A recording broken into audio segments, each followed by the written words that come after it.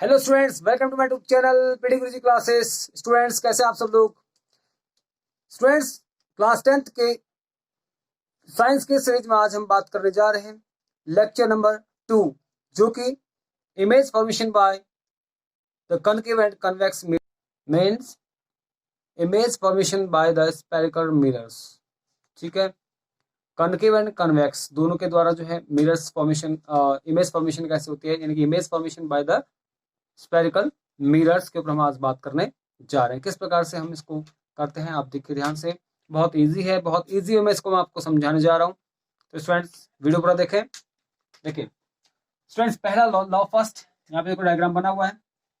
Law first कहता है कि जो लाइट रे है वो, ये जो आपका प्रिंसिपल एक्सिस दिख रहा है आपको, ठीक है, इसे कहते हैं मुख्य अक्ष की प्रिंसिपल एक्सिस। ठीक है, तो प्रिंसिपल एक्सिस के पैरेलल चलने वाला प्रिंसिपल एक्सिस ये है, देखो ये प्रिंसिपल एक्सिस को बोलते हैं। प्रिंसिपल एक्सिस के पैरेलल ये जा रही है, ठीक है, पैरेलल चलने वाली प्रकाश की किरण। ठीक है, अभी क्या आपका कनकेव, कनकेव यानी कि इसको बोलते हैं अवतल,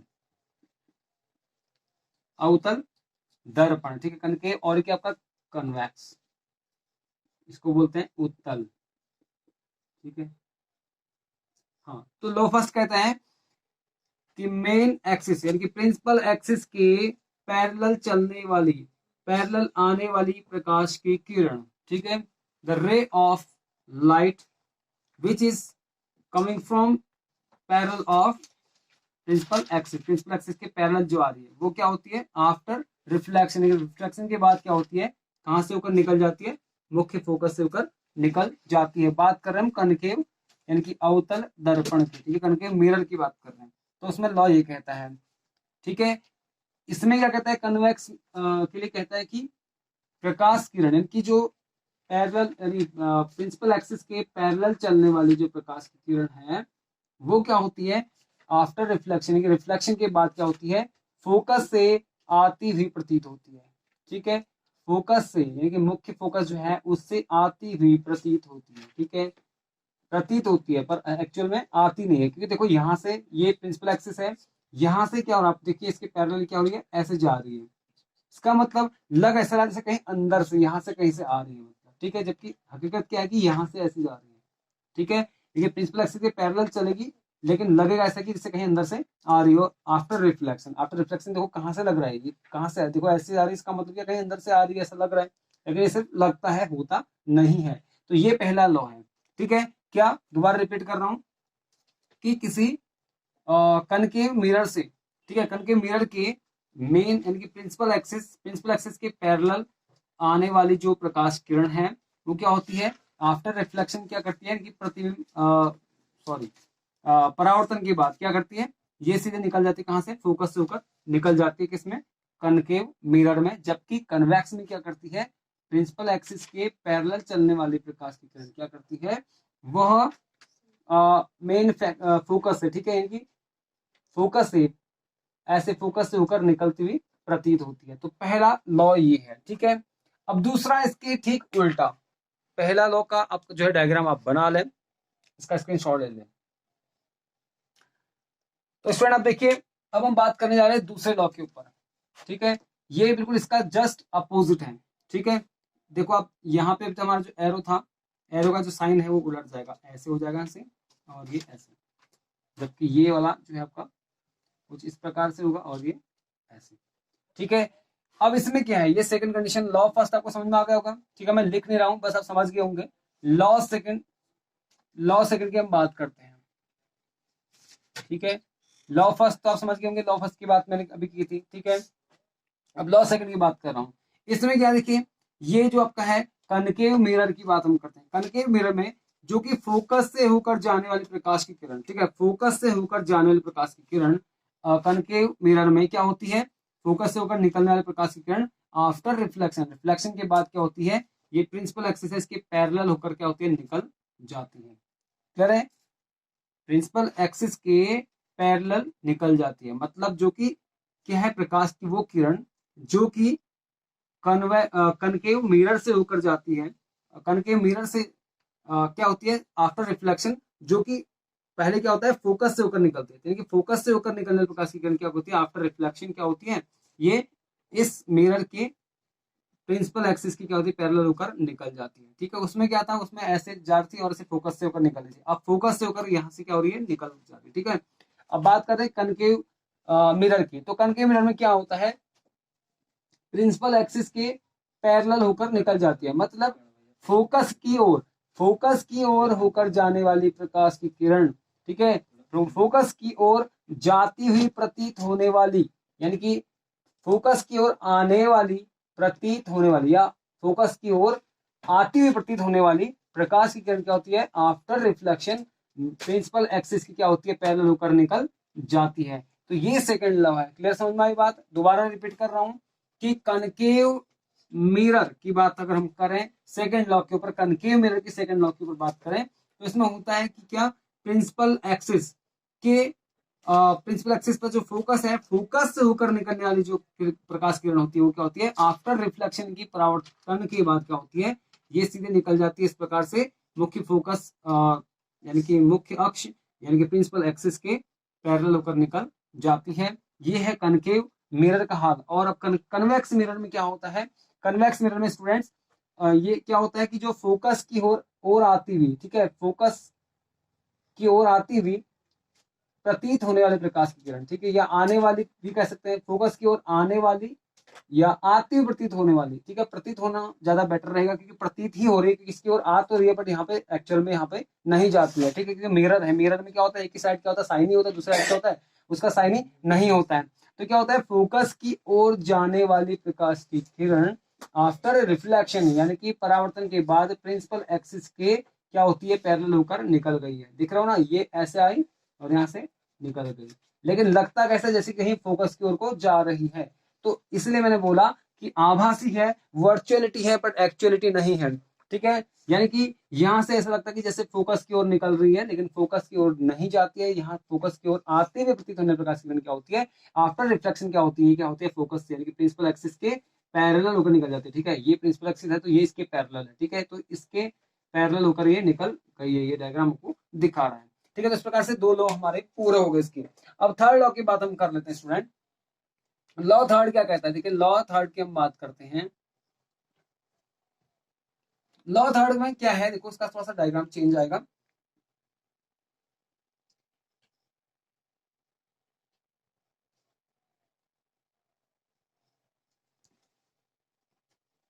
तो स्टूडेंट्स लॉ थर्ड भी बहुत इजी है और इसको बहुत आसान वे में हम समझ सकते हैं।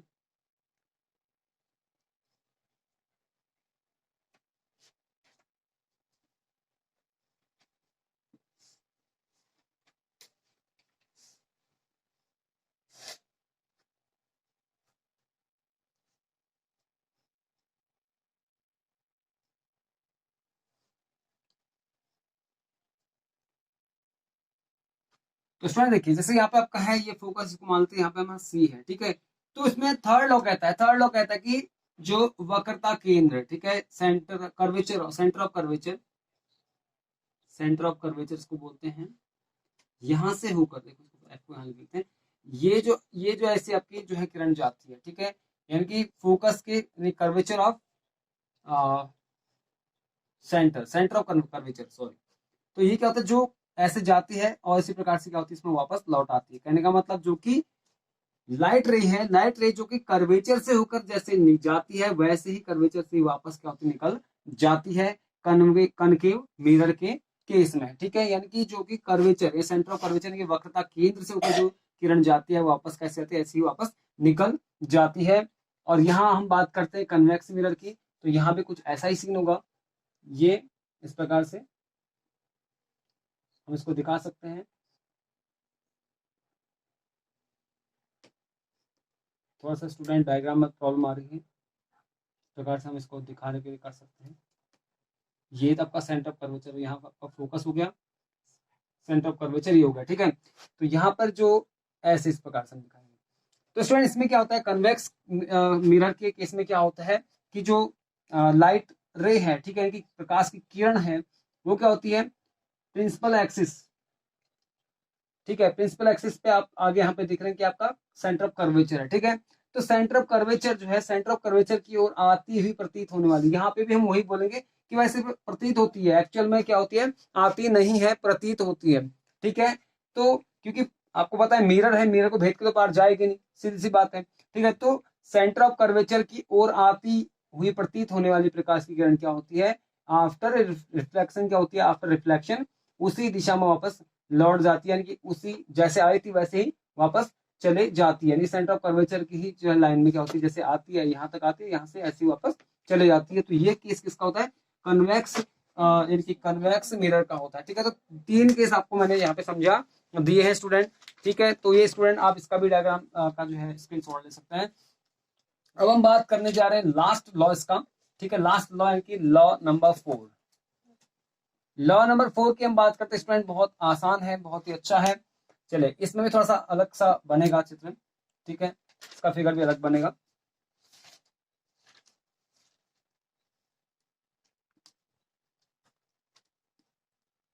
देखिए स्टूडेंट, इसमें क्या केस है, बिल्कुल आसान है, कोई ज्यादा टफ नहीं है। इस प्रकार से हम इसको देखेंगे। ये जो आपका पी आपको दिख रहा है, इसको क्या बोलते हैं, पी। पी को हम बोलते हैं क्या, ध्रुव बोलते हैं, या इसको बोलते हैं ऑप्टिकल सेंटर भी इसको कहा जाता है। ठीक है, यानी कि ऑप्टिकल सेंटर इसको बोलते हैं हम।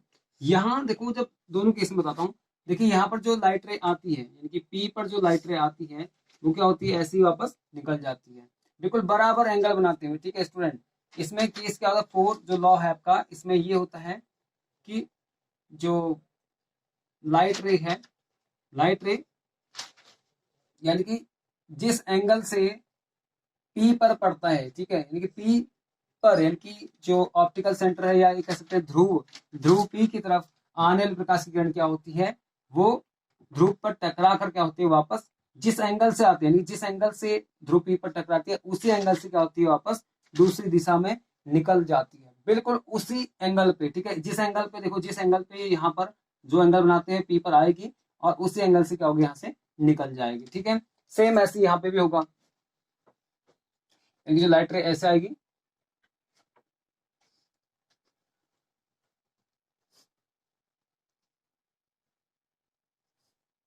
स्टूडेंट देखिए यहाँ पे जो है, सेम केस यहाँ पे भी होता है।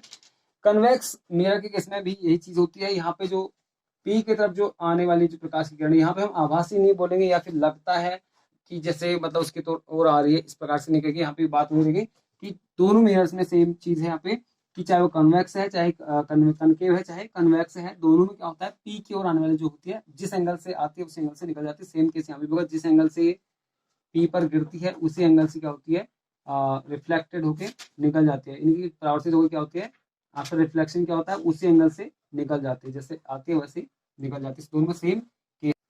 स्टूडेंट्स, यदि वीडियो आपको अच्छा लगा तो please like share and subscribe करिए, और बेल आइकन को प्रेस करना ना भूलें, ताकि आने वाली वीडियोस का नोटिफिकेशन आपको मिलता रहे। स्टूडेंट्स, मिलते हैं नेक्स्ट वीडियो में इमेज फॉर्मेशन के जो है 6 कंडीशंस के साथ। ठीक है, मिरर के जो 6 कंडीशंस हैं इमेज फॉर्मेशन के, उनको मैं लेकर आऊंगा नेक्स्ट वीडियो में। तब तक के लिए take care, bye bye, thanks for watching.